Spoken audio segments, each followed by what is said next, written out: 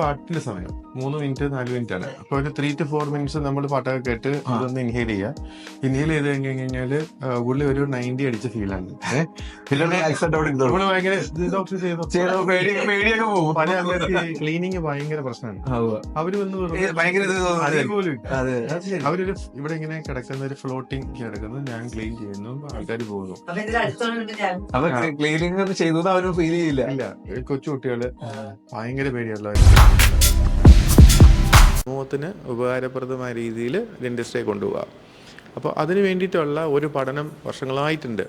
അപ്പോൾ അതിൻ്റെ ഒരു കൾമിനേറ്റിംഗ് ഫേസും കൂടെ ആയിരുന്നു ഈ കോവിഡ് ടൈം. കാരണം അധികം സമയമുള്ളതുകൊണ്ട് കൂടുതൽ സമയം, അതായത് പഠിച്ചുകൊണ്ടിരുന്ന കാര്യങ്ങൾ കുറച്ചുകൂടെ ഫാസ്റ്റായിട്ട് എത്തിക്കാൻ സാധിച്ചു. അപ്പം അതിൻ്റെ ഇടയ്ക്ക് കുറേ സംഭവങ്ങളുണ്ടായി. പേഴ്സണലി ഈ കോവിഡിൻ്റെ സമയത്ത് തന്നെയാണ്, കോവിഡിൻ്റെ മുമ്പ് തന്നെയാണ് എൻ്റെ ഒരു സുഹൃത്ത്, സ്കൂളിൽ പഠിച്ച ഒരു സുഹൃത്ത് പെട്ടെന്നൊരു ദിവസം മരിക്കുകയാണ്. അപ്പോൾ സ്കൂൾ ഗ്രൂപ്പിൽ ഇങ്ങനെ ഒരു മെസ്സേജ് വന്നു, ഇനിയാൾ മരിച്ചു. അപ്പോൾ എല്ലാവരും അതിൻ്റെ അകത്ത് കണ്ടോളൻസസ് ഇട്ടു. ഇട്ട് കൂട്ടത്തിൽ ഒരുത്തും ചോദിച്ചോടാ, ഇത് നേരത്തെ വല്ല അറിയാൻ വല്ല മാർഗമുണ്ടോ? ചുമ്മാ ഒരു ചോദ്യം. അപ്പോൾ അവനൊരു മെഡിക്കൽ ഫീൽഡായിട്ടില്ല. പക്ഷേ ഞങ്ങളുടെ സ്കൂളിൽ പഠിച്ച കുട്ടികളിൽ പലരും മെഡിക്കൽ ഡോക്ടേഴ്സ് ഉണ്ട്, US, UK, കാനഡയിലൊക്കെ പ്രാക്ടീസ് ചെയ്യുന്നവരുണ്ട്. അപ്പോൾ അവരാരെങ്കിലും ഉത്തരം പറയുമെന്ന് കരുതിയിട്ട് നമ്മളും ഇങ്ങനെ വെയിറ്റ് ചെയ്തു. പക്ഷേ ആരും ഒന്നും മിണ്ടിയില്ല. അപ്പോൾ ഈ പറഞ്ഞ കണക്ക് ഈ ചോദ്യങ്ങളാണ് നമ്മളെ വല്ലാണ്ട് ചിന്തിപ്പിക്കുന്നത്. അപ്പോൾ ഞാനിങ്ങനെ വായിച്ചു തുടങ്ങി, നമുക്ക് വരാൻ പോകുന്ന അസുഖങ്ങൾ നമുക്ക് പ്രിഡിക്റ്റ് ചെയ്യാൻ പറ്റുമോ, അല്ലെങ്കിൽ നേരത്തെ കണ്ടുപിടിക്കാൻ പറ്റുമോ? അപ്പം ഇങ്ങനെ നോക്കി ഇതിൻ്റെ പറ്റും. അപ്പോൾ അതെങ്ങനെ പറ്റും നോക്കിയപ്പോൾ ഉമിനീരിൻ്റെ അകത്തുനിന്നാണ് പറ്റുന്നത്. ഉമിനീരാണെങ്കിൽ എൻ്റെ ഏരിയ അല്ലേ. അപ്പോൾ അങ്ങനെ അത് ഇന്ത്യയിൽ ചെയ്യാൻ സൗകര്യമുണ്ടോ? അതങ്ങനെ സൗകര്യം ചെയ്യുമ്പോൾ ഇന്ത്യയിൽ ചെയ്യാൻ സൗകര്യമുണ്ട്. ഇമ്മീഡിയറ്റ്ലി അവരെ കോൺടാക്ട് ചെയ്തു. ഞാൻ എപ്പോഴും എൻ്റെ കാര്യം എന്ന് വെച്ച് കഴിഞ്ഞാൽ ഞാൻ ആദ്യം സ്വയം ചെയ്ത് നോക്കും. ഞാൻ എൻ്റെ ടെസ്റ്റ് ചെയ്ത് നോക്കിയപ്പം എനിക്കത് വളരെ അത്ഭുതമായിട്ട് തോന്നി. കാരണം ഇതാണ് ഓക്കെ, നമ്മളെല്ലാവരും തീരും, പക്ഷേ this is what is going to happen നമുക്ക് നേരത്തെ അറിയുകയാണെങ്കിൽ കുറച്ചുകൂടെ ചുറ്റിയോടെ നേരത്തെ അറിയാൻ പറ്റും. അതായത് നമുക്ക് നമ്മുടെ ശരീരത്തിൽ ഒരു സാധനം വീക്കായിരിക്കും. ആ വീക്കായിട്ടുള്ള ഏതോ നേരത്തെ കണ്ടുപിടിച്ച് കഴിഞ്ഞാൽ എളുപ്പമാണ്. അപ്പോൾ ഒരു വണ്ടിയുടെ കാര്യം, അതെ.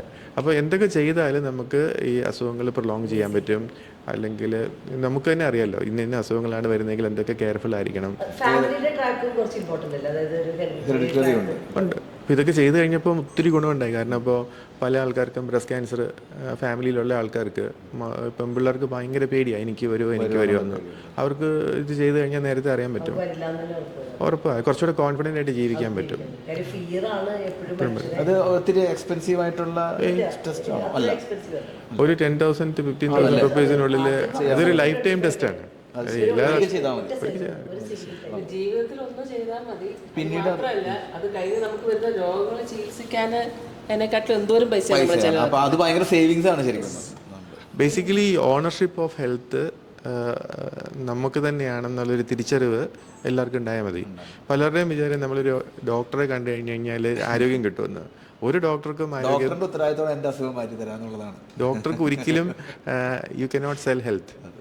നമുക്ക് ആകെ ചെയ്യാൻ പറ്റുന്ന കാര്യം എന്ന് വെച്ച് കഴിഞ്ഞാൽ നമ്മുടെ ഹെൽത്തിൻ്റെ ഓണർ ഞാനാണെന്ന് എന്ന് ഒരു രോഗിക്ക് ബോധ്യപ്പെടുന്നോ അന്ന് അയാൾ രക്ഷപ്പെടും. അല്ലെങ്കിൽ അയാൾ പൈസ ഹോസ്പിറ്റലിൽ കൊടുത്ത് തീരത്തേ ഉള്ളൂ. അപ്പോൾ ഇവിടെയാണ് നമ്മൾ ഈ ഒരു 5 point സ്ട്രാറ്റജി, അതായത് ഒരു ഹാപ്പി ലൈഫിന് 5 കാര്യങ്ങൾ. നമ്മൾ കഴിക്കുന്ന ആഹാരം, അതായത് eat, move, relax, sleep and take care.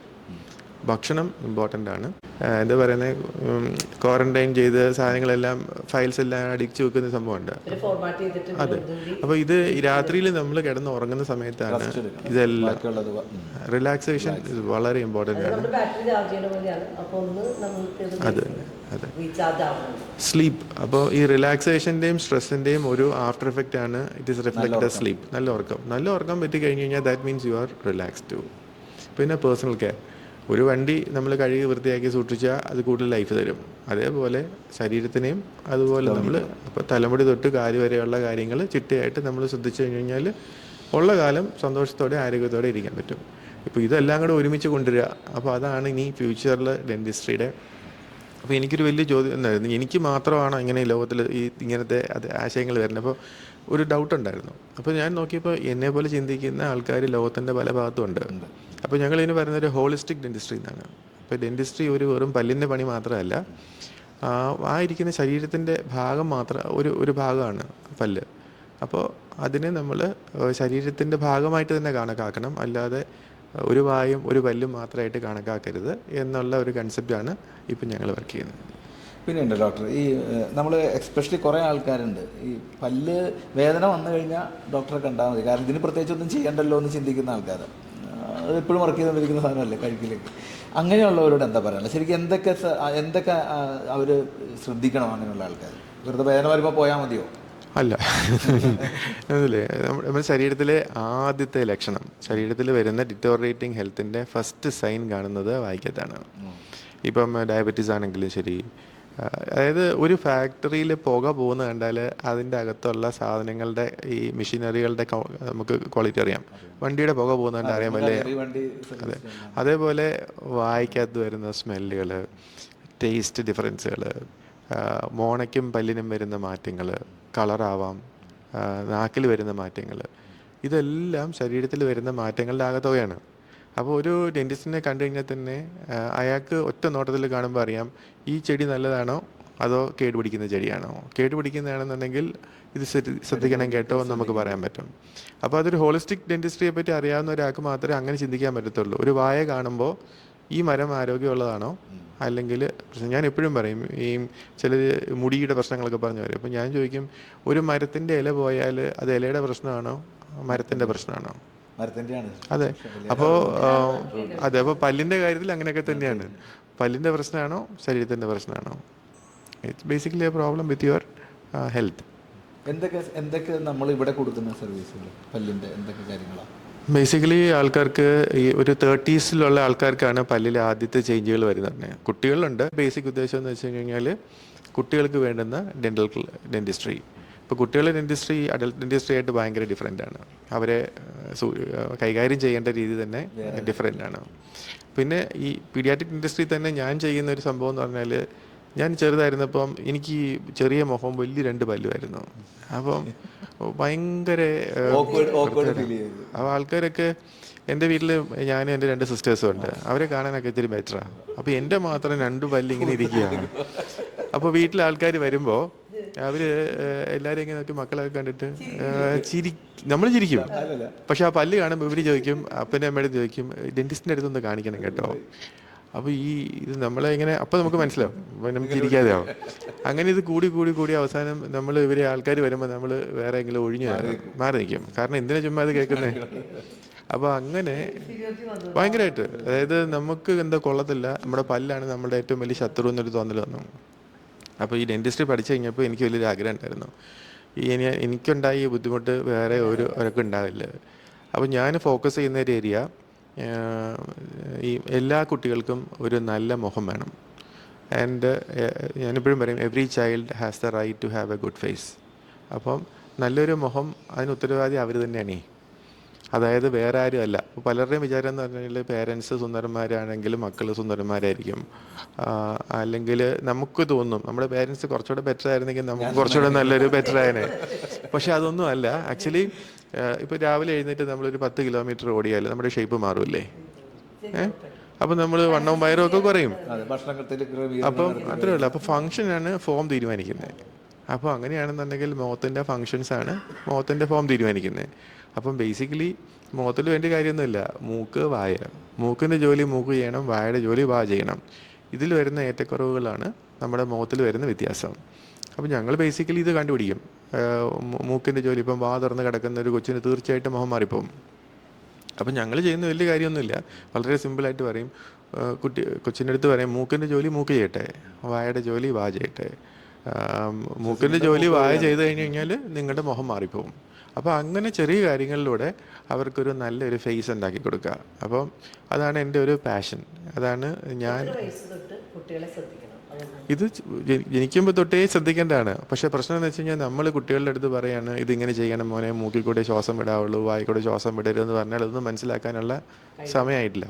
പക്ഷേ ചില ഉപായങ്ങളുണ്ട്. ഇപ്പോൾ ചില നമ്മൾ വെസ്റ്റേൺ കൺട്രീസിലൊക്കെ കണ്ടിട്ടുണ്ട് കുട്ടികൾക്ക് പാസിഫയർ കൊടുക്കുന്നത്. ചുമ്മാ ഒരു സാധനം വായിക്കാതെ വെക്കാൻ കൊടുക്കും. പക്ഷേ അത് വെക്കുമ്പോൾ പിള്ളേർ മൂക്കിൽ കൂടെ മാത്രമേ ശ്വാസം വിടത്തുള്ളൂ. സോ ദാറ്റ് ട്രെയിനിങ് അവിടെ തന്നെ വെച്ച് ചെയ്യുന്നുണ്ട്, ഇവിടെ ചെയ്തില്ല. കാരണം നമ്മളെ പരിചരിക്കുന്നത് ഇത് വേറെ സാധനമാണ്, താഴെ വീണ പ്രശ്നമാവും, അങ്ങനെ. പക്ഷേ idea is let children breathe through the nose. 90% പ്രശ്നങ്ങൾ മാറിക്കിട്ടും. അഡിനോയിഡ്സ്, ടോൺസിലൈറ്റിസ്, ഈ പറഞ്ഞ ശ്വാസകോശ അസുഖങ്ങൾ, കഫ്, കോൾഡ് എല്ലാം മാറിക്കിട്ടും ഇഫ് ദാറ്റ് ഈസ് ഡൺ. അപ്പോൾ ഇതൊക്കെയാണ് ബേസിക്കലി നമ്മൾ ആൾക്കാരുടെ അടുത്ത് പറഞ്ഞു കൊടുക്കുന്നത്, എഡ്യൂക്കേറ്റ് ചെയ്യുന്നത്, കുഞ്ഞുങ്ങളുടെ കാര്യങ്ങൾ.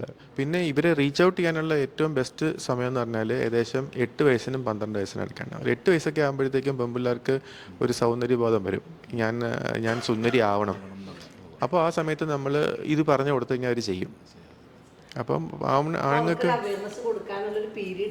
അതെ 8 വയസ്സ് മാതാപിതാക്കൾ ശ്രദ്ധിച്ചു കഴിഞ്ഞാൽ പലപ്പോഴും അവർക്കൊരു കോൺഫിഡൻസ് ഉള്ള ഒരു വ്യക്തിത്വത്തിന്റെ ഉടമയായിട്ട് അവരെ ക്രിയേറ്റ് ചെയ്യാൻ പറ്റും. പേരൻസ് ചിലപ്പോൾ ശ്രദ്ധിക്കും, പക്ഷേ ഇവിടുത്തെ കീ ഫാക്ടർ 8 വയസ്സുള്ള കുട്ടിക്ക് തോന്നണം ഞാൻ സുന്ദരിയാണെങ്കിൽ അതെൻ്റെ ഉത്തരവാദിത്തമാണ്.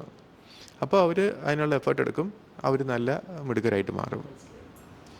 നല്ല ആരോഗ്യമുള്ള നമ്മൾ കാണുന്ന സാധാരണ നല്ല എത്ര ഹൗ ഓഫൺ നമ്മളൊന്ന് ഒരു ഡെന്റിസ്റ്റിനെ കാണണം? വൺസ് ഇൻ 6 months ആണ് പൊതുവേ ഉള്ള ഒരു കാര്യം. പിന്നെ ഇറ്റ് ഓൾ ഡിപ്പെൻസ് കേട്ടോ. എന്ന് വെച്ച് കഴിഞ്ഞാൽ നല്ല ആരോഗ്യമുള്ള ഒരാൾ നമുക്കൊരു ചേഞ്ച് എപ്പോൾ ഫീൽ ചെയ്യുന്നു, അതായത് ഇപ്പോൾ പല്ല് തേച്ചുകൊണ്ടിരിക്കുമ്പോൾ ഒരു ഇച്ചിരി ചോര പൊടിഞ്ഞു, യു ഷുഡ് ഗോ ആൻഡ് ചെയ്ത്. കാരണം നമ്മൾ കാണാത്ത 6 മാസം ആയില്ലോ എന്ന് പറഞ്ഞാൽ വെച്ചാൽ പാടില്ല, ഒരു വായിക്കാത്തൊരു കളർ വ്യത്യാസം വന്നു. എനിക്ക് തോന്നുന്നു 6 മാസത്തിലൊന്ന് സുത്തമായിട്ട് പോകുന്ന ആൾക്കാർ തന്നെ വളരെ അപൂർവമാണ്. ഉണ്ട്, ഞങ്ങൾക്കുണ്ട്. ഞങ്ങളുടെ അനുഭവത്തിൽ അലാം വെച്ച് വരുന്ന കണക്ക് കറക്റ്റ് 6 മാസം കൃത്യമായിട്ട് വന്ന് മോണിറ്റർ ചെയ്തിട്ട് ഇതിലെ മെയിൻ കാര്യം എന്ന് വെച്ചാൽ ഒരു ഡെന്റിസ്റ്റിൻ്റെ അടുത്ത് വന്നു കഴിയുമ്പം ചിലരുടെ ധാരണ ഡെന്റിസ്റ്റിൻ്റെ അടുത്ത് വന്നു കഴിയുമ്പം അപ്പോൾ അദ്ദേഹം നമ്മൾ ആ സമയത്തെ പ്രോബ്ലംസ് നമ്മൾ ഐഡൻറ്റിഫൈ ചെയ്യുന്നു. പിന്നെ എന്ത് വന്നാലും ആ ഡെന്റിസ്റ്റിൻ്റെ കുഴപ്പമാണ്, പുള്ളിക്ക് എന്ത് സംഭവിച്ചാലും പിന്നെ ഡെന്റിസ്റ്റിൻ്റെ കുഴപ്പമാണെന്നുള്ളൊരു തോട്ടുള്ള ആൾക്കാരാണ്. പക്ഷേ അങ്ങനെയല്ല. നമ്മൾ ഇപ്പോൾ ഈ വണ്ടിയുടെ കാര്യം പറഞ്ഞ പോലെ കറക്റ്റായിട്ട് ഓയിൽ മാറിയില്ലെങ്കിൽ വണ്ടി അതനുസരിച്ച് പെർഫോം ചെയ്യില്ല. അപ്പോൾ നമ്മൾ ഒരു ക്ലീനിങ് 6 മാസത്തിൽ ഒരിക്കൽ ചെയ്തു എന്ന് വെച്ചിട്ട് പിന്നെ നമ്മൾ പല്ല് തേക്കാതെ 6 മാസം ഇരിക്കാൻ പറ്റില്ലല്ലോ. ഡെയിലി നമ്മൾ പല്ല് തേക്കണം. അതുപോലെ അതാണ് ശരിക്കും പറഞ്ഞാൽ നമ്മളെങ്ങനെ കെയർ ചെയ്യുന്നോ അങ്ങനെ ഇരിക്കും നമ്മുടെ ലൈഫ്, പല്ലിൻ്റെ ലൈഫും ആരോഗ്യവും എല്ലാം അതനുസരിച്ചിരിക്കും. ഒരിക്കൽ ഡോക്ടർ ക്ലീൻ ചെയ്തെന്ന് വെച്ചാൽ പിന്നെ നമ്മൾ അതിനെ കെയർ ചെയ്യാതിരുന്ന് കഴിഞ്ഞിട്ട് ഡോക്ടറെ കുറ്റം പറഞ്ഞിട്ട് കാര്യമില്ല. ഇപ്പോൾ ultimately you are the care taker of your health. അതാണ് ബേസിക് തിങ്. നമ്മൾ പറയുള്ളൂ നമുക്ക് എന്തുണ്ടെങ്കിലും ദൈവം പാതി ഞാൻ പാതി എന്ന് പറയുന്ന പോലെ എല്ലാ കാര്യത്തിലും നമ്മുടെ റെസ്പോൺസിബിലിറ്റി നമ്മൾ എടുത്താലേ മറ്റൊരാൾക്ക് നമ്മളെ സഹായിക്കാൻ പറ്റുള്ളൂ. നമ്മൾക്ക് ആ ഒരു കാര്യങ്ങൾ ചെയ്യാനേ പറ്റുള്ളൂ. അവരാ റൈറ്റ് സ്ഥല സമയത്ത് വരിക എന്നുള്ളത് വളരെ ഇമ്പോർട്ടൻ്റ് ആണ്. ഞങ്ങൾ ഇവിടെ കണ്ടിരിക്കുന്ന ഒരു വലിയ പ്രശ്നം എന്താണ്, ഇപ്പോൾ ഒരാൾ വന്ന് പല്ലടച്ചു, പിന്നെ ആ പല്ലിന് എന്തെങ്കിലും സംഭവിച്ചാൽ അതിനെല്ലാം ഉത്തരവാദി ഡോക്ടറാണ്. ഇത് ഇയാൾ ചിലപ്പം പല്ലടച്ച് ഇപ്പോൾ ഒരു അസുഖം എന്ന് പറയുന്നത് കണ്ടിന്യൂസ് ആണ്, പ്രത്യേകിച്ച് ഡെൻ്റൽ ഡിസീസ്, അത് മുന്നോട്ടേ പോവുള്ളൂ. ഞങ്ങൾക്ക് ചെയ്യാൻ പറ്റുന്നത് വെച്ച് കഴിഞ്ഞാൽ എൻ്റെ പ്രോഗ്രഷനെ കുറച്ചൊന്ന് ഹോൾട്ട് ചെയ്യാം. അപ്പം ഞങ്ങൾ അവരോട് പറയും dental disease is the only disease which will always go forward. Environment favourable ആണോ അസുഖം മുന്നോട്ട് പോകും. ഞങ്ങൾക്ക് ചെയ്യാൻ പറ്റുന്നത് അതിൻ്റെ പ്രോഗ്രഷൻ്റെ സ്ലോ ഡൗൺ ചെയ്യാം. അപ്പം ഈ പല്ലടച്ചു കഴിഞ്ഞ് കഴിഞ്ഞാൽ ചിലപ്പോൾ ഇയാൾ കഴിക്കുന്ന രീതിയോ പല്ല് തേക്കുന്ന രീതിയോ ഒന്നും മാറ്റണില്ല. അപ്പോൾ ഈ അടച്ചതിൻ്റെ അടിയിൽ കൂടെ ചെറിയ കേടുകൾ വരും. കുറച്ച് ദിവസം കഴിയുമ്പോഴത്തേക്ക് അതെല്ലാം അങ്ങോട്ട് ഒടിഞ്ഞു പോകും. അപ്പോൾ ഒടിഞ്ഞു പോകുമ്പോൾ ഇത് ചെയ്താ പോയി അവരുടെ ഒരു റൈറ്റ് പോലെയാണ്. അപ്പം നമ്മൾ പറയും ഇല്ല സാറേ അത് സാറ് ശ്രദ്ധിക്കണേന്ന് പറഞ്ഞു കഴിഞ്ഞാൽ അത് കേൾക്കില്ല. ഇതാണ് ഒരു വലിയൊരു ബുദ്ധിമുട്ട് വരുന്നത്. അതായത് കുറേ പിന്നെ കസ്റ്റമേഴ്സ് തന്നെയാണെങ്കിലും അവയർനെസ് ഇല്ലാത്ത ആൾക്കാരുണ്ടാവുമല്ലോ. പിന്നെ ഇപ്പോൾ ഡോക്ടർ ഒരു ഹോളിസ്റ്റിക് എന്നുള്ളൊരു ടേം യൂസ് ചെയ്തു. അപ്പോൾ ഈ ഒരു ഡെന്റിസ്റ്റിയെ ശരിക്കും പറഞ്ഞാൽ ഇപ്പോൾ എല്ലാ സ്ഥലത്തും ഉണ്ട്. ഇപ്പോൾ ഏത് ബിസിനസ് ഈ ഓൾമോസ്റ്റ് ഏത് മെഡിസിൻ ആണെങ്കിലും ഇപ്പോൾ എല്ലാവരും ഒരു ഹോളിസ്റ്റിക് അപ്രോച്ചിലേക്ക് ലൈഫ് മാറുന്നുണ്ട്. അപ്പോൾ ഇതൊക്കെ പറയുമ്പോൾ എത്ര ഒരു ഏജുള്ള ആൾക്കാർ ഇങ്ങനെയുള്ള രീതിയിലേക്ക് വളരെ നല്ല രീതിയിലേക്ക് വരുന്നുണ്ട്. നമ്മുടെ ഹെൽത്ത് ഓറിയൻറ്റഡ് ആയിട്ട്, അല്ലെങ്കിൽ യൂത്താണോ 50 വയസ്സ് കഴിഞ്ഞവരാണോ ഏത് ഏജിലുള്ള ആൾക്കാരാണ് ഈ ഒരു അപ്രോച്ചിലേക്ക് ഒരു ക്യാഷും ഒക്കെ മുടക്കി ആ ഒരു ഓറിയൻറ്റേഷനിലേക്ക് വന്നിട്ട് അവരുടെ ലൈഫിനെ ചിട്ടപ്പെടുത്തുന്ന ആൾക്കാർ? ശരിക്കും ഐഡിയലി ഞാൻ പറയണത് ഒരു 30 വയസ്സിൽ ഈ കൺസെപ്റ്റ് ആൾക്കാരിൽ എത്തണം. കാരണം ഈ 30 to 50 years ആണ് ഏറ്റവും ക്രൂഷ്യൽ പീരീഡ്. ഒരാളുടെ ലൈഫിൻ്റെ ഏറ്റവും ക്രൂഷ്യൽ പീരീഡ് 30 to 50 ആണ്. കാരണം 30 നമുക്കൊരു വിചാരം തന്നെ നമുക്ക് ഒരു അസുഖം വരത്തില്ല, വി ആർ ഹെൽത്തി എന്നുള്ളൊരു തോന്നലാണ്. പക്ഷേ പലപ്പോഴും ചിലപ്പോൾ 30s 35 നമ്മളിപ്പോൾ നോക്കിക്കഴിഞ്ഞാൽ കാണാം ആകസ്മിക മരണങ്ങൾ അല്ലെങ്കിൽ എല്ലാ മരണങ്ങളും 30 to 50s അവിടെ നമുക്ക് ഈ ചെറിയ ചെറിയ പ്രശ്നങ്ങൾ വരും. ഈ ചെറിയ പ്രശ്നങ്ങൾ എന്ന് വെച്ച് കഴിഞ്ഞാൽ ഇത് നമുക്ക് നേരത്തെ ഐഡൻറ്റിഫൈ ചെയ്യാൻ പറ്റുകയാണെങ്കിൽ ഒരു ഫാമിലി നമുക്ക് സേവ് ചെയ്യാൻ പറ്റും. അപ്പോൾ ഞാനെപ്പോഴും പറയുന്നത് ഇപ്പോൾ 30 വയസ്സിൽ അല്ലെങ്കിൽ 35-ാമത്തെ വയസ്സിൽ നമുക്കൊരു അസുഖം കണ്ടുപിടിക്കാൻ പറ്റുകയാണെങ്കിൽ അയാൾക്ക് ഒരു ബ്രെഡ് വിന്നർ ആണെങ്കിൽ ആ ഫുൾ ഫാമിലിയെ നമ്മൾ സേവ് ചെയ്യുന്നത്. അപ്പോൾ my advice is when you are 30s you should have a regular checkup. ഒരു ഹെൽത്തിലോട്ട് കൂടുതൽ ശ്രദ്ധിക്കുക. കാരണം ആ പീരീഡിൽ you need somebody to guide them from 30 to 50. അതൊരു വലിയൊരു ഇതാണ്. കാരണം ഇപ്പോഴത്തെ മെഡിക്കൽ ഡോക്ടേഴ്സിൻ്റെ പ്രശ്നം എന്ന് വെച്ച് കഴിഞ്ഞാൽ കുറേ രോഗികളുണ്ട്. അപ്പോൾ അവർ they are only treating patients. നമുക്ക് വേണ്ടുന്നതെന്ന് വെച്ച് കഴിഞ്ഞാൽ ഹെൽത്ത് കോച്ചസ് ഇല്ലെങ്കിൽ ഹെൽത്ത് ഗൈഡൻസ് കിട്ടുന്ന ആൾക്കാരാണ്. 30 to 50 how can you sail through ഫ്രം 30 to 50 without having a problem. കാരണം 30 to 50 ഡയബറ്റീസ് വരും, പ്രഷർ വരും. ഇത് വരാതെ എങ്ങനെ നമുക്ക് പ്രിവെൻറ്റ് ചെയ്യാം? ഇത് 50 കഴിഞ്ഞ് കഴിഞ്ഞാൽ പിന്നെ വലിയ പ്രശ്നങ്ങളൊന്നും സംഭവിക്കാൻ പോകുന്നില്ല. അപ്പം 30 to 50 ഏജ് ഗ്രൂപ്പാണ് ideal people who should go for health counselling. ഇപ്പോൾ എനിക്ക് തോന്നുന്നു ബേസിക് ട്രിഗർ സ്ട്രെസ് തന്നെയാണെന്ന് വേണം പറയാൻ. Basic trigger to all diseases is stress. So stress management would be a big part of it. ഇപ്പം എനിക്ക് തോന്നുന്നു ഇവിടെ അതിനുള്ളൊരു കാര്യങ്ങൾ കൂടി ചെയ്തിട്ടുണ്ടല്ലോ, യോഗ അങ്ങനെയുള്ള കുറേ കാര്യങ്ങൾ കൂടി. ഞങ്ങൾക്ക് ഇവിടെ 2 റൂമുണ്ട്. ഇവിടെ എഴുതിയിട്ടുണ്ട് Hello 1, Hello 2. അത് അറിഞ്ഞുകൊണ്ട് തന്നെയാണ് എൻ്റെ പേര് അങ്ങനെ ഇട്ടത്. അതുകൊണ്ടാണ് ബി സ്ക്വയർ എന്നൊക്കെ പറഞ്ഞിട്ട് ഫ്രീ ടൈം ഇല്ല ഇപ്പം ആൾക്കാർ. അപ്പോൾ അത് പ്രൊവൈഡ് ചെയ്യുന്ന സ്ഥലമായിട്ട് ഇതിനെ മാറ്റിയിട്ടുണ്ട്. അപ്പോൾ അതിനെപ്പറ്റി ഇത് ഈ Hello 1 എന്ന് പറയുന്നത് ബേസിക്കലി ഒരു സൈക്കോളജിസ്റ്റിൻ്റെ റൂമാണ്. അപ്പം നമുക്കിപ്പോൾ ഒരു പ്രശ്നമുണ്ട്, സ്ട്രെസ്, ആൻസൈറ്റി, സ്ലീപ്പ്. ഇപ്പോൾ ഇങ്ങനൊരു പ്രശ്നമുണ്ടെന്നുണ്ടെങ്കിൽ you need somebody to talk to. അപ്പം അതിനുള്ളൊരു വേദി നമ്മളിവിടെ കൊടുത്തിട്ടുണ്ട്. അപ്പം പീപ്പിൾ ക്യാൻ കം, അവരൊരു അപ്പോയിൻമെൻ്റ് എടുത്തിട്ട് അവർക്ക് അവരുടെ പ്രശ്നങ്ങൾ എന്താണെന്ന് സംസാരിക്കാം. അത് ഏത് ലെവൽ എത്തിയിട്ടുണ്ട്, അതായത് whether it is in the thinking level or whether it has affected your body. അങ്ങനെയാണെന്നുണ്ടെന്നുണ്ടെങ്കിൽ then the management will be differ. അപ്പോൾ ഫസ്റ്റ് ലെവലിൽ നമുക്ക് അവരോട് സംസാരിക്കാം, അവരെ തിരിച്ച് കൗൺസിലിങ് മറ്റു കാര്യങ്ങൾ വഴി തിരിച്ചു കൊണ്ടുവരാം. അപ്പം അതിനുള്ള സൗകര്യങ്ങൾ ഇവിടെ ഉണ്ട്.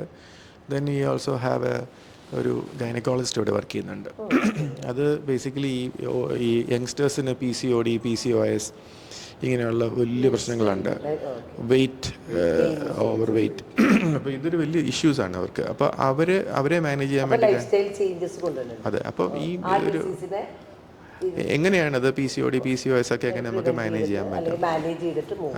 പിന്നെ നമുക്ക് കലോഗ്രാം എന്ന് പറഞ്ഞൊരു പിള്ളേരിവിടെ വർക്ക് ചെയ്യുന്നുണ്ട്. ഒരു കലറി ബേസ്ഡ് ന്യൂട്രീഷൻ, അതായത് വെയ്റ്റ് മാനേജ്മെൻറ്റിന് വേണ്ടിയിട്ട് നമ്മൾ വീട്ടിൽ അവർ ഫുഡ് എത്തിക്കും. അതായത് അവരുടെ കുക്കിംഗ് ആകുമ്പം അവർക്ക് കറക്റ്റ് എത്ര കാലറി ഉണ്ടെന്ന് അതിനകത്ത് കാൽക്കുലേറ്റ് ചെയ്തിട്ടുണ്ട്. അപ്പോൾ ഒരു ദിവസം ഒരു 1500 കലോറി മതിയെങ്കിൽ അവർ രാവിലെ ബ്രേക്ക്ഫാസ്റ്റ്, ലഞ്ച്, ഡിന്നർ 1500 കലോറി ഇട്ടിട്ട് വീട്ടിൽ കൊണ്ടുവരും. മന്ത്ലി സബ്സ്ക്രിപ്ഷൻ ഒരു 10,000 to 15,000 rupees per month ഒരാൾക്ക് ബേസ് ചെയ്യും, ഫാമിലി ഒരു മനുഷ്യന് ഒരാൾക്ക്. അപ്പോൾ അത് അവർ തന്നെ കറക്റ്റായിട്ട് ഡയറ്റീഷ്യൻ പ്രിസ്ക്രൈബ് ചെയ്ത് അവരുടെ ആ ഒരു അപ്പോൾ ഒരു 3 മാസം 4 മാസമൊക്കെ അവർ ചെയ്ത് അവർക്ക് നല്ല രീതിയിൽ വെയിറ്റ്. അത് ഞാൻ പറയണതെന്ന് വെച്ച് കഴിഞ്ഞാൽ ഒരു മാസം എടുത്ത് നോക്കുക. അപ്പോൾ നമുക്ക് ഏകദേശം ഒരു ധാരണ കിട്ടുമല്ലോ. ഏത് സ്ഥലത്തൊക്കെ ഇപ്പോൾ എറണാകുളത്ത് മൊത്തം ചെയ്യുമോ? എറണാകുളം മൊത്തം ചെയ്ത് കൊടുക്കുന്നത്. അത് കൊള്ളാലോ. ശരിക്കും അതെ, ഡയറ്റ് പ്രിസ്ക്രൈബ് ചെയ്തിട്ട് അവർ. അപ്പം നമ്മളുടെ ഒരു ബോഡി ടൈപ്പും നമ്മളുടെ ഒരു ഇതൊക്കെ ബേസ് ചെയ്യും. എനിക്ക് എന്തെങ്കിലും സർവീസ് ഒന്ന് ഒരാൾക്ക് എന്തെങ്കിലും എടുക്കാട്ടോ. അവിടെ എത്തിച്ചേരും അവരെ വേറെ. കാരണം സ്വിഗ്ഗി, സൊമാറ്റോ വഴിയാണ് അവർ ഡെലിവറി ചെയ്യുന്നത്. അപ്പോൾ അവരെ വീട്ടിലെത്തിച്ചേരും. ഒത്തിരി സർവീസ് ഉണ്ട്, മാത്രമായിട്ട് നിർത്തുന്നില്ല എല്ലാം. തുടക്കം ഈ പറഞ്ഞല്ലേ ഫുഡിൻ്റെ കാര്യമാണ്. അപ്പോൾ ഫുഡ് കഴിച്ച് ശരിയായില്ലെങ്കിൽ ബാക്കി ആരോഗ്യം പോകും. അപ്പോൾ അതിൻ്റെ ഒരു വലിയൊരു ഇതായിരുന്നു ഈ പൊടികളിലൊക്കെ ഉണ്ടായിരിക്കുന്ന ഈ മഞ്ഞപ്പൊടിയിലെ മായങ്ങൾ. അപ്പോൾ അതിന് വേണ്ടിയിട്ട് ഞങ്ങൾ എല്ലാ പൊടികളും ഇവിടെ അവൈലബിൾ ആണ്. പിന്നെ സാധാരണയായിട്ട് മലയാളികൾ യൂസ് ചെയ്യുന്ന വെളിച്ചെണ്ണ തൊട്ടുള്ള എല്ലാ കാര്യങ്ങളും ഇല്ലാത്ത. അപ്പം ആ ഒരു ഏരിയയിൽ ഒരു മില്ല് വരികയാണ്. നമ്മുടെ മുന്നേ തന്നെ വെച്ച് പൊടിച്ചു കൊടുക്കത്തക്ക രീതിയിലുള്ള ഒരു സാധനങ്ങൾ. ഇപ്പം നിങ്ങളുടെ ഒരു ലൈഫിൽ നിങ്ങളുടെ ഒരു ഷെഡ്യൂൾ എങ്ങനെയാണ്? ഇപ്പം നിങ്ങൾ ഇപ്പോൾ കുറേ കാര്യങ്ങൾ ഇപ്പോൾ ഇവിടെ കൊണ്ടുവന്നിട്ടുണ്ട്. അപ്പം നിങ്ങളുടെ ലൈഫിൽ എന്തെങ്കിലുമൊക്കെ ചെയ്ത് സക്സസ്ഫുൾ ആയിട്ടുള്ള കാര്യങ്ങളായിരിക്കും നിങ്ങൾ ബേസ് ചെയ്യണം. അപ്പോൾ ഇപ്പോൾ ശരിക്കും എനിക്ക് തോന്നുന്ന ഒരു മിഡ് റേഞ്ചിലേക്ക് നമ്മളായി. ഞാനിപ്പോൾ ഒരു 50 വയസ്സായി. അപ്പോൾ ആ ഒരു ആംഗിളിൽ നിൽക്കുമ്പോൾ നിങ്ങളുടെ ലൈഫിൽ ഇപ്പോൾ കൊണ്ടുവന്നേക്കണ ഒരു പ്രകടമായിട്ടുള്ള ചേഞ്ചസ് ഒക്കെ എന്താണ് ആൾക്കാരെ സപ്പോർട്ട് ചെയ്യാനായിട്ട് ഹെൽത്ത് സംബന്ധമായിട്ട് ഹെൽത്ത് സർജറി ഇപ്പം എന്തൊക്കെ ശ്രദ്ധിക്കണു പണ്ടത്തെ അവസ്ഥയിൽ നിന്ന് ഇപ്പം ഇങ്ങനെ പോയപ്പോഴ് എനിക്ക് തോന്നുന്നൊരു 30s ഇതിനെപ്പറ്റി ഒന്നും ശ്രദ്ധിച്ചിട്ട് പോലും ഇല്ല, ഹെൽത്തിനെ പറ്റി ശ്രദ്ധിച്ചിട്ടില്ല. പക്ഷേ ഇപ്പോൾ കുറച്ചുകൂടെ കൂടുതൽ, പ്രത്യേകിച്ച് ഞാൻ ആൾക്കാരോട് ഹെൽത്തിനെ പറ്റി പറയുന്നതുകൊണ്ട് ഞാൻ തന്നെ താൻ എപ്പോഴും കെയർഫുള്ളാണ്. കാരണം നിങ്ങൾ പണ്ട് കണ്ടിട്ട് ഇത്രയും മണ്ണ് എനിക്ക് ഉണ്ടായില്ല.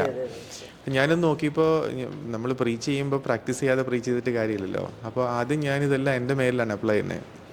അപ്പോൾ എനിക്ക് മനസ്സിലായി എന്ന് വെച്ച് കഴിഞ്ഞാൽ ഞാൻ ഓവർ വെയ്റ്റ് ആണ്. അപ്പം first sign of a metabolic disorder is weight gain. അപ്പോൾ ഒരു ബോഡിയിൽ പ്രവർത്തനങ്ങൾ നടക്കുന്നു, ആ പ്രവർത്തനങ്ങൾക്ക് എന്തെങ്കിലും ഒരു പ്രശ്നം പറ്റി കഴിഞ്ഞാൽ അതിൻ്റെ ഫസ്റ്റ് എവിഡൻസ് നമുക്ക് കാണാവുന്ന ഒരു എവിഡൻസ് എന്ന് പറഞ്ഞാൽ വെയ്റ്റ് ഗെയിൻ ആണ്, സഡൻ വെയ്റ്റ് ഗെയിൻ. ഒരു 3 കിലോ ഇല്ല 5 കിലോ കൂടിയിട്ടുണ്ടെന്നുണ്ടെങ്കിൽ ദാറ്റ് മീൻസ് നിങ്ങളുടെ മെറ്റബോളിസത്തിന് എന്തോ തകരാറുണ്ട്. അപ്പം നമ്മൾ ബിസിനസ്സിൽ പറയത്തില്ലേ, നമ്മൾ ലോസിലോട്ട് പോയിക്കൊണ്ടിരിക്കുക, അതേപോലെ തന്നെ ഒരു സംഭവമാണ്. അതെ, അവിടെ വെച്ച് നമ്മൾ മെറ്റബോളിസം കറക്റ്റ് ചെയ്ത് കഴിഞ്ഞാൽ ബാക്കിയുള്ള കാര്യങ്ങളും നമുക്ക് റെഡിയാക്കാം. അപ്പോൾ അവിടെ തൊട്ടാണ് തുടങ്ങേണ്ടത്. അപ്പോൾ ഇത് ഞങ്ങൾ അപ്ലൈ ചെയ്യുന്നുണ്ട്. വെറുതെ ഇരിക്കാതെ എന്തെങ്കിലും എക്സസൈസ് ചെയ്യും. അതും ഏത് എക്സസൈസ് ചെയ്യണം എന്നുള്ളത് ഭയങ്കര ഇമ്പോർട്ടൻ്റാണ്. കാരണം നടക്കാൻ പോയാൽ ചിലപ്പോൾ മുട്ടുപോകും. ഓവർ വെയ്റ്റ് ഒരാൾ ഒത്തിരി നടന്നു കഴിഞ്ഞാൽ മുട്ടുപോകും. അപ്പോൾ അയാൾക്ക് വേണ്ടുന്ന രീതിയിൽ വേണ്ടുന്ന എക്സസൈസുകൾ പ്ലാൻ ചെയ്യും. നമുക്കൊരു ഫിസിയോതെറാപ്പിസ്റ്റ് ഉണ്ട്. അപ്പം ഞാൻ അയാളോട് പറഞ്ഞത്രേ ഉള്ളൂ, എനിക്ക് ഈ കാറിൻ്റെ ഈ ഡ്രൈവർ സീറ്റിലിരുന്ന് ബിന്ദുവിന് കയറണമെങ്കിൽ തുറന്നു കൊടുക്കാൻ പറ്റത്തില്ലായിരുന്നു. അതായത് ഈ കൈ ഇങ്ങനെ സ്ട്രെച്ച് ചെയ്ത് അപ്പം ഞാൻ ഓഫ് ചെയ്യും, അപ്പോൾ തുറക്കുമല്ലോ. അപ്പോൾ ഇത് ശ്രദ്ധിച്ച ഒരാളിൻ്റെ അടുത്ത് പറഞ്ഞു, നിങ്ങൾക്ക് എന്തോ പ്രശ്നമുണ്ട്, നിങ്ങളത് ശ്രദ്ധിക്കാത്തതുകൊണ്ട് one of your muscle is weak, അതൊന്ന് റെക്ടിഫൈ ചെയ്യണം. അപ്പോൾ പുള്ളി എന്നെ അത് റെഡിയാക്കി തന്നു. സിമ്പിൾ എക്സസൈസ് ചെയ്താൽ അതങ്ങ് റെഡിയാവും. അപ്പോൾ ഇങ്ങനെ അറിയത്തില്ല, നമ്മളതിനെ ഒഴിവാക്കി ചെയ്യും. അപ്പോൾ എല്ലാ ആൾക്കാർക്കും അവരുടെ മൊബിലിറ്റി കറക്റ്റായിട്ട് ചെയ്യാനുള്ള ഒരു സംഭവമാണ് ഈ ഇവിടുത്തെ ഫിസിയോതെറാപ്പിസ്റ്റ് ഡിസൈൻ ചെയ്തിരിക്കുന്നത്. അതായത് മൊബിലിറ്റി ഡിസോർഡേഴ്സ് ഒഴിവാക്കി കിട്ടും. അതായത് എത്ര പ്രായമുള്ള ആൾക്കാർക്കും യു ക്യാൻ ബി. പിന്നെ ഞാനൊരു കാര്യം കൂടി ചോദിച്ചിട്ടേ, ഇപ്പോൾ ഓൾമോസ്റ്റ് ഒത്തിരി രാജ്യങ്ങൾ ട്രാവൽ ചെയ്തിട്ടുള്ള ഒരാളാണ്. അപ്പോൾ ലൈഫിൽ ശരിക്കും പറഞ്ഞു കഴിഞ്ഞാൽ അടുത്തൊരു 20 years ഒക്കെ പ്ലാൻ ചെയ്തു. ഇപ്പോൾ നമ്മളുടെയൊക്കെ ഒരു ഏജ് എന്ന് പറയുന്നത് നല്ല രീതിയിലേക്ക് ആൾക്കാരൊരു ഏജ് മാറിയിട്ടുണ്ട്. 90 വയസ്സ് 92 വയസ്സൊക്കെ ആയിട്ടും ആൾക്കാർ വളരെ എന്താണ് പയറുമണി പോലെ ജീവിക്കുന്ന ഒരു സമയത്താണ് നമ്മൾ കാണുന്നത്. അതിൻ്റെ ഒപ്പം വളരെ ആരോഗ്യമുള്ള ആൾക്കാർ കുഴഞ്ഞു വീണ് പോകുന്നൊരവസ്ഥയിലാണ്. അപ്പോൾ സാറിനെ സംബന്ധിച്ച്, ഡോക്ടറെ സംബന്ധിച്ച് വർക്ക് ചെയ്യുമ്പോൾ സാറിൻ്റെ ഒരു റിട്ടയർമെൻറ്റ് പ്ലാൻ എന്താണ്, അല്ലെങ്കിൽ എന്തൊക്കെയാണ് ഒരു ഇഷ്ടമുള്ള കാര്യങ്ങൾ ചെയ്യുക എന്നുള്ളത് വളരെ ഒരു ചോയ്സ് എടുത്തിട്ട് ഒരാളാണെന്ന് എനിക്ക് തോന്നിയിട്ടുണ്ട്. അപ്പം സാറിൻ്റെ ആ ഒരു പ്ലാൻ രണ്ടുപേരുടെയൊക്കെ ഒന്ന് ഷെയർ ചെയ്താല്. ഞങ്ങൾ ഇഷ്ടപ്പെടുന്ന ഒരു കാര്യം ട്രാവലാണ്. ഞങ്ങൾ രണ്ടുപേരും കൂടെ ഇങ്ങനെ ഏതെങ്കിലും ഒരു രാജ്യം കണ്ടുപിടിച്ച് ഒത്തിരി ചലഞ്ചസും ഫേസ് ചെയ്തിട്ടുണ്ട്. അത് ഞങ്ങൾ പഠിക്കും അവിടെ, എന്നിട്ട് ഞങ്ങൾ തന്നെ ഒരു പ്ലാൻ ഉണ്ടാവും എന്തൊക്കെ കാണണം എന്തൊക്കെ ചെയ്യണം. പക്ഷേ ഓരോ യാത്രകളും ഭയങ്കര ലേണിംഗ് എക്സ്പീരിയൻസ് ആണ്. ഞങ്ങളത് കഴിഞ്ഞിട്ട് തിരിച്ചു വരുന്ന സമയത്ത് എൻ്റെ ഒരു വിനോദം എന്ന് പറഞ്ഞാൽ അവിടുന്ന് ഫ്ലൈറ്റിൽ കയറി തിരിച്ചു വരുന്ന സമയത്ത് എഴുതും എന്താണ് what are the lessons that I learn from the travel and how to implement in my life. അതൊരു ഇതാണ്. അപ്പോൾ അതൊരു വലിയ കാര്യമാണ്. അപ്പോൾ അത് ഞങ്ങളിങ്ങനെ അവിടെ ആൾക്കാർ ജീവിക്കുന്നുണ്ടോ, അവരുടെ എത്ര പ്രായമായാലും എങ്ങനെയാണ് ഭംഗിയായിട്ട് ജീവിക്കുന്നത്. Never retire from. ഉണ്ട്, 3 വട്ടം പോയിട്ടുണ്ട്. Never retire from life. നമ്മൾ എപ്പോഴും ഇൻട്രസ്റ്റ് ഉണ്ടായിരിക്കുക. ലൈഫ് നമ്മൾ ലൂസ് ചെയ്ത് കഴിഞ്ഞാൽ പോയി. അതുകൊണ്ട് എൻ്റെ ഒരു റിട്ടയർമെൻറ്റ് പ്ലാൻ എന്ന് പറഞ്ഞാൽ, ഞാനിപ്പോൾ പണ്ടൊക്കെ പറയുമ്പോൾ ഒരു 7000 days മതി എന്നുള്ളൊരു, അല്ലെങ്കിൽ എനിക്കിനി 7000 ദിവസം കൂടെ ഇനിയും ഉണ്ടാവുള്ളൂ. അതുകൊണ്ട് ഞാനത് വളരെ ഭംഗിയായിട്ടത് വിനിയോഗിക്കണം. അതിലെനിക്ക് ഒത്തിരി ഗുണമുണ്ടായി. കാരണം ഡിസിഷൻ മേക്കിംഗ് ഫാസ്റ്ററാവും. 7000 ദിവസം കൂടി ഇനി ഭൂമിയിൽ ജീവിക്കാനുള്ളൂ എന്ന് അറിയുമ്പോൾ ഒരു ഡിസിഷൻ മേക്കിംഗ് ഫാസ്റ്ററായി. അതെ, ഇപ്പം ഞാനത് മാറ്റിയിട്ട് ഇപ്പോൾ 100 years എന്ന ടാർഗറ്റിലേക്ക് ഇട്ടു. 100 വയസ്സ് വരെയെങ്കിലും ജീവിക്കാം, കാര്യങ്ങൾ ചെയ്യാം. അതിൻ്റെ ഇടയ്ക്ക് പോയാൽ പോട്ട്, പക്ഷെ എന്നാലും ടാർഗറ്റ് 100. നമുക്ക് ആഗ്രഹിക്കാറ്. അതെ, 100 വയസ്സ് ജോയ് എപ്പോഴും പറയുവേ, എനിക്ക് ഒരു ചെയറിൽ ഒരു പേഷ്യൻറ്റിനെ വർക്ക് ചെയ്തുകൊണ്ടിരിക്കുമ്പം ഞാനങ്ങ് വീണ് ചത്താൽ അതാണ് എനിക്ക് ഏറ്റവും ഇഷ്ടം. എന്താ വെച്ചാൽ I should be working till my last breath മരിക്കുന്നവരെ ജോലി ചെയ്യണം എന്നുള്ളൊരു ആഗ്രഹമാണുള്ളത്. അതാണ് സത്യം വേണ്ടതും. ശരിക്കും പല ആൾക്കാരും എന്താ ചെയ്യണമെന്ന് വെച്ച് കഴിഞ്ഞാൽ ഞാൻ ഇത്രയും വർഷം ഇപ്പം നമ്മളെ സംബന്ധിച്ചൊരു എക്സ്പീരിയൻസ് എന്ന് പറയുന്നത് പല ആൾക്കാരും ഏജ് വെച്ചിട്ടെടുക്കും. സത്യത്തിൽ ഏത് ഏജിലും നമ്മൾക്ക് ആകാൻ പറ്റും എന്നുള്ളതാണ്. അപ്പം ഇതൊക്കെ നമ്മുടെ ഒരു ചോയ്സാണ്. പക്ഷെ പല ആൾക്കാരും ഒത്തിരി വർഷം ജീവിച്ചു എന്നുള്ളത് വെച്ചിട്ടാണ് എക്സ്പീരിയൻസ് ഫേസ് ചെയ്യുന്നത്. പക്ഷേ അതല്ല, എത്ര കുറഞ്ഞ കാലയളവിൽ എത്ര അധികം റിസ്ക് എടുക്കാൻ പറ്റുന്നു, എത്ര അധികം ആ റിസ്ക് ചെയ്ത് പഠിക്കാൻ പറ്റുന്നു, എത്ര മിസ്റ്റേക്സിൽ കൂടി മൂവ് ഔട്ട് ചെയ്തിട്ട് അതിൻ്റെ ലെസൺസ് ഉൾക്കൊണ്ട് ഏറ്റവും ബെസ്റ്റായിട്ട് പെർഫെക്റ്റ് ആയിട്ട് എങ്ങനെ ലൈഫിനെ മാനേജ് ചെയ്യാൻ പറ്റുന്നു, അതാണ് ലൈഫിൽ. അപ്പോൾ സാറിൻ്റെ ഈ മിസ്റ്റേക്കുകളിൽ നിന്ന് സാറ് പഠിച്ച ഒരു പാഠം എന്തെങ്കിലും പറയാൻ പറ്റുമോ? മിസ്റ്റേക്സുകൾ കൂടെ പഠിച്ചിട്ടുള്ളൂ. അപ്പം ബേസിക്കലി ഞാൻ എപ്പോഴും പറയുന്നത് വെച്ച് കഴിഞ്ഞാൽ ഒരു സിംഗിൾ പോയിന്റിൽ ഞങ്ങൾ തമ്മിൽ, ഞാൻ അതുകൊണ്ട് എൻ്റെ ലൈഫിൽ ഞാൻ എടുത്ത ഒരു തീരുമാനം അതാണ്, ഞങ്ങൾ 4 പേരും കൂടെ തീരുമാനിക്കാത്ത ഒരു കാര്യങ്ങൾ ഞങ്ങൾ ചെയ്യൂല. സിമ്പിൾ. കാരണം ഞാൻ പറയും, എൻ്റെ പോയിന്റ്സുകൾ പറയും, ബിന്ദുവിൻ്റെ പോയിന്റ്സ് പറയും, മക്കളുടെ പോയിന്റ്സ് പറയും. ഇത് 4 സൈഡിൽ നിന്നുള്ളതായിരിക്കും. അപ്പം 4 പേരും എസ് പറയുന്ന ഒരു കാര്യത്തിൽ വി വിൽ ഗോ ഹെഡ്. 4 പേരിൽ ഒരാൾ വീറ്റോ ചെയ്ത് കഴിഞ്ഞ് കഴിഞ്ഞാൽ ദെൻ വിൽ തിങ്ക് അബൌട്ട്. അത് വേണ്ട, അത് റീതിങ്കിങ്ങിനുള്ള ഒരു സാധനമാണ്. അപ്പോൾ ഇതാണ് പ്രാക്ടിക്കൽ ബാലൻസിന്റെ ഇതാണ്. പിന്നെ കുട്ടികളെയൊക്കെ ശരിക്കും അവരുടെ ഇഷ്ടത്തിൽ വിവാഹത്തിനൊക്കെ സമ്മതിച്ചൊരു കപ്പിൾസ് കൂടിയാണ് നിങ്ങൾ. അപ്പോൾ അതായത് സാധാരണ ആൾക്കാരത് ചെയ്യൂല. ഇപ്പോൾ ഓൾമോസ്റ്റ് ഇപ്പോൾ തന്നെ കഴിഞ്ഞ ദിവസം നല്ല രീതിയിലേക്ക് ഇപ്പോൾ ഒരു ആത്മഹത്യയും ഇതൊക്കെ ആയിട്ട് ഇപ്പോൾ കൊടുമ്പിരി കൊണ്ടിരിക്കുന്നത്. ഈ സമയത്ത് നിങ്ങൾ അതിനൊക്കെ ഒരു മാതൃകയായിട്ടുള്ള ആൾക്കാരാണ്. അപ്പം നിങ്ങൾക്ക് എങ്ങനെ ഇത്രയും ഒരു സമൂഹത്തിൻ്റെ ഭാഗമാവാതെ ഇങ്ങനെ സ്ട്രോങ് ഡിസിഷനൊക്കെ എടുക്കാനായിട്ട് എങ്ങനെ? ഞങ്ങൾ 8ാം ക്ലാസ് പഠിക്കുമ്പോൾ പിള്ളേരോട് ഒരു കാര്യം പറഞ്ഞിട്ടുണ്ട്, നിങ്ങളുടെ ലൈഫിൻ്റെ ഉത്തരവാദിത്വം നിങ്ങളാണ്. ഞങ്ങൾക്ക് അതിനകത്തൊന്നും ചെയ്യാൻ പറ്റത്തില്ല. But make sure that you don't make A mistake. അപ്പോൾ 8ാം ക്ലാസ് തൊട്ട് നിങ്ങൾ എന്ത് പഠിക്കണം, ആരെ കല്യാണം കഴിക്കണം, നിങ്ങളത് തീരുമാനിക്കണ്ടേ. ഞങ്ങളതിന് പക്ഷേ ഒന്ന് കൂടുതൽ കല്യാണം കഴിക്കാൻ പോകരുത്. അതുകൊണ്ട് എപ്പോഴും ഒന്നുകൂടെ ആലോചിച്ചിട്ട് ചെയ്യുക. We will help you. അപ്പോൾ അതുകൊണ്ട് ഞങ്ങൾക്ക് അവരുടെ കല്യാണത്തിന് പെണ്ണുങ്ങളെ തപ്പാൻ പോയിട്ടുണ്ട് ആവശ്യം വന്നിട്ടില്ല. അവർ തന്നെ കണ്ടുപിടിച്ചോണ്ട് വന്ന് ഇതാണ്, ഉറപ്പാണോ? ആണ്, ഓക്കെ. രണ്ടുപേരോടും ചോദിച്ചു, പിന്നെ മാറ്റി പറയാൻ പാടില്ല. നിങ്ങളുടെ ചോയ്സാണ്, ശ്രദ്ധിച്ച്. എന്തോ ഗ്രാൻഡ് പേരൻസ് ആണ്. അപ്പോൾ ആ ഒരു എക്സ്പീരിയൻസ് എങ്ങനെയുണ്ട്? നല്ല ചെറുപ്പത്തിൽ ഇങ്ങനെ ഓൾമോസ്റ്റ് ഗ്രാൻഡ് പേരന്റ് ആയിട്ട്. അല്ല, അതൊരു വല്ലാത്തൊരു ഫീലിംഗ് ആണ്. നല്ല രസമുണ്ട്. അതായത് അതൊരു വല്ലാത്തൊരു ഫീലിംഗ് ആണ് കേട്ടോ. ഞാൻ പറയണത് ഇപ്പം ഞങ്ങളിപ്പം കുട്ടി ഞങ്ങളുടെ കൂട്ടത്തിലില്ല, പക്ഷേ ഞങ്ങളിത് ഭയങ്കരമായിട്ട് മിസ് ചെയ്യുന്ന ഒരു സംഭവമാണ്. അപ്പോൾ ഒരു റിലീവ് ചെയ്യുക. അതായത് അന്ന് ഞങ്ങളുടെ മക്കളെ വളർത്തിയ സമയത്ത് ഞങ്ങൾ കുറച്ച് തിരക്കൊക്കെ ആയിരുന്നു. പക്ഷേ ഇപ്പോൾ ഗ്രാൻഡ് പേരൻസ് ആണെന്ന സ്ഥിതിക്ക് കൂടുതൽ ഞങ്ങൾക്ക് സമയമെടുത്ത് കുറച്ചുകൂടെ ശ്രദ്ധിച്ച് ചെയ്യാൻ പറ്റും എന്നുള്ളൊരു തോന്നലുണ്ട്. അപ്പം നമ്മൾ ഈ ഒരു ക്രിസ്മസ് മെസ്സേജ്, നമ്മൾ ഓൾമോസ്റ്റ് നമ്മളുടെ ക്രിസ്മസ് ഒരു ടൈമാണ്. അപ്പം നമ്മളുടെ ഈ ഒരു VR ഫാമിലിയിലെ ആൾക്കാരുടെ ക്രിസ്മസ് മെസ്സേജായിട്ട് 2 ഡോക്ടേഴ്സിന്, ഒത്തിരി ബഡ്ഡിങ് ഡോക്ടേഴ്സ് ഡെന്റിസ്റ്റ് ഉണ്ടാവും, എഗെയിൻ ഓൾമോസ്റ്റ് ഒത്തിരി ഫാമിലീസ് ഉണ്ടാവും. അതായത് എനിക്ക് ഇങ്ങനെ ആവണം എന്നൊക്കെ ആഗ്രഹിക്കണം ഒത്തിരി പാരൻസ് ഉണ്ട്, എൻ്റെ മക്കളെ ഡോക്ടറാക്കണം എന്നൊക്കെ. അപ്പോൾ നിങ്ങളുടെ ഒരു ചോയ്സ് വെച്ചിട്ട് ഡോക്ടറായ ആൾക്കാരാണ്, ഒരു പാഷൻ കൊണ്ട്, അല്ലെങ്കിൽ നിങ്ങളുടെ ഒരു ബൾബോൺ മൊമെൻ്റ് കൊണ്ട്.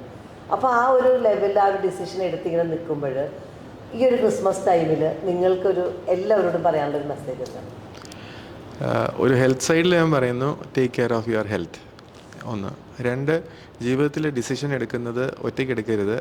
ടേക്ക് ആസ് ഒരു ഫാമിലി ഡിസിഷൻസ്. ഇത് 2 ശരിക്കും പറഞ്ഞാൽ ഞങ്ങളെ ഒത്തിരി ഹെൽപ്പ് ചെയ്തിരിക്കുന്നത്. സോ അത് തന്നെയാണ് എനിക്ക് എല്ലാവരോടും പറയാനുള്ളത്. എന്താ ക്രിസ്മസിന് പ്ലാൻ എന്തെങ്കിലും ഉണ്ടോ? ക്രിസ്മസ് ഇവിടെ തന്നെയാണോ? ക്രിസ്മസിന് ഏറ്റവും നല്ലൊരു ക്രിസ്മസ് എന്ന് പറയുന്ന ഓർമ്മ കല്യാണം കഴിച്ച് കഴിഞ്ഞിട്ടാണോ? എല്ലാവരും കൂടെ ഉള്ള ഒരു ക്രിസ്മസ്. അപ്പം ഇത്തവണ എൻ്റെ സിസ്റ്റേഴ്സും അവരുടെ പിള്ളേരും എല്ലാവരും ഉണ്ട്. So we would like to have complete family. മിക്കവാറും ഇവിടെ തന്നെ ആയിരിക്കും എല്ലാവരും. എന്താണ് ഡോക്ടർ ബിന്ദു കുക്ക് ചെയ്യാൻ ഏറ്റവും ഇഷ്ടപ്പെട്ട ഒരു ഡിഷ്? ബിന്ദുവിൻ്റെ എല്ലാം ഇഷ്ടമാണ്. ഞാൻ പുറത്തുനിന്നൊന്നും കഴിക്കാത്തത് കൊണ്ടാണ്. ബിന്ദു അത് ഞാൻ പുറത്തു പോയാലും എപ്പോഴും ഞാൻ പറയും, എനിക്ക് അവസാനം എന്തെങ്കിലും ഇവിടുന്ന് ഒരെണ്ണം വേണം. ഡോക്ടർ ജോയി നന്നായിട്ട് കുക്ക് ചെയ്യുമോ? ഇല്ല,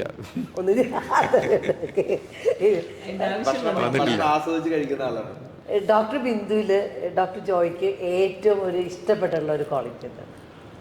ഞാൻ പറയേ, നമ്മൾ വണ്ടി വാങ്ങിക്കുമ്പോൾ ഒരു ഇന്നോവ എന്ന് പറഞ്ഞൊരു വണ്ടിയുണ്ട്. അതിന് വലിയ മെയിൻ്റനൻസ് ഒന്നുമില്ല,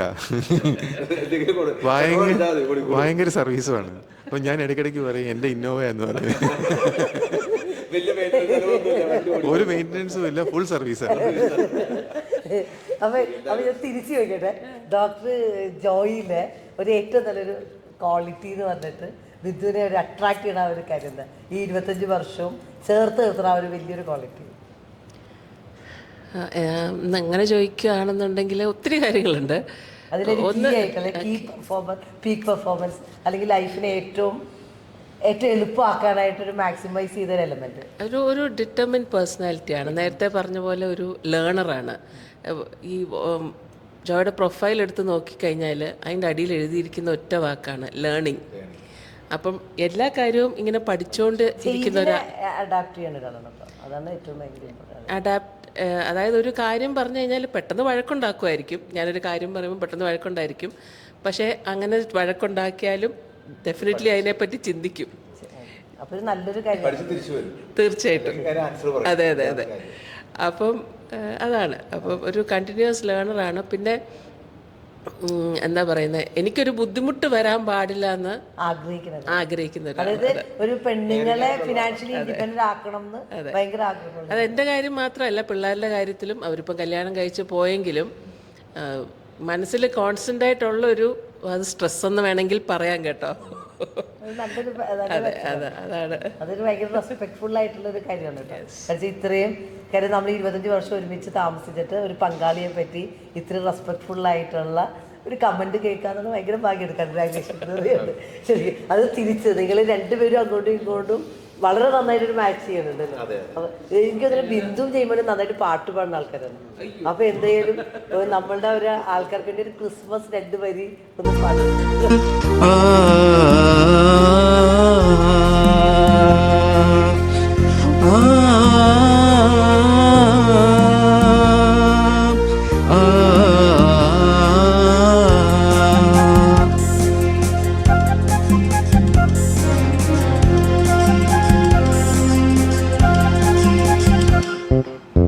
കാലിത്തൊഴുത്തിൽ പിറന്നവനേ, കരുണ നിറഞ്ഞവനേ, കാലിത്തൊഴുത്തിൽ പിറന്നവനേ, കരുണ നിറഞ്ഞവനേ, കരളിലെ ചോരയാൽ പാരിൻ്റെ പാപങ്ങൾ കഴുകിക്കളഞ്ഞവനേ, കരളിലെ ചോരയാൽ പാരിൻ്റെ പാപങ്ങൾ കഴുകിക്കളഞ്ഞവനേ, അടിയങ്ങൾ നിന്നാമം വാഴ്ത്തിയിടുന്നു. ഹല്ലേലൂയാ ഹല്ലേലൂയാ, അടിയങ്ങൾ നിന്നാമം വാഴ്ത്തിയിടുന്നു. ഹല്ലേലൂയാ ഹല്ലേലൂയാ, കാലിത്തൊഴുത്തിൽ പിറന്നവനേ, കരുണ നിറഞ്ഞവനേ,